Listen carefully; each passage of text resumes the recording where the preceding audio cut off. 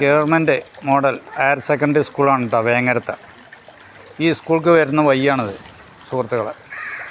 ഇതൊന്നും ഇവിടുത്തെ ഭരണകർത്താക്കൾ അറിയാതെ പോവുകയോ അറിഞ്ഞിട്ടും കാണാതെ പോവുകയാണ് ചെയ്യുന്നത്. ഇതിനെ സംബന്ധിച്ച്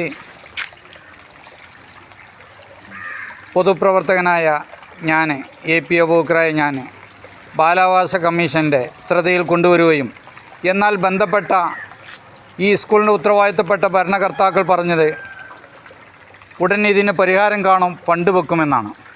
എന്നാൽ ആ സ്കൂളിലേക്ക് വരുന്ന വഴിയാണ് ഈ കാണുന്നത് കേട്ടോ.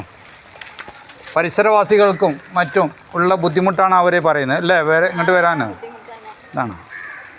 ഇതണ്ട സ്കൂളിൻ്റെ ചുറ്റുഭാഗമാണ് ഈ കാണുന്നത്.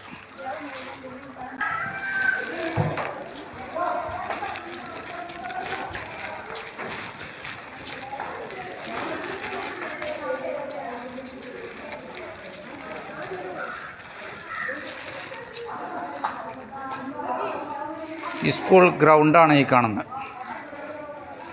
ഇതിനെ സംബന്ധിച്ച്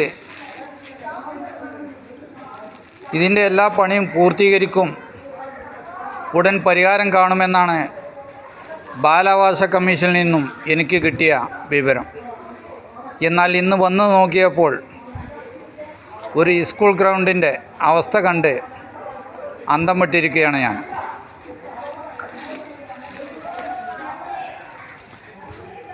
ഗവൺമെൻറ് മോഡൽ ഹയർ സെക്കൻഡറി സ്കൂളിൻ്റെ അവസ്ഥയാണിത്. വേണ്ട ഓക്കെ.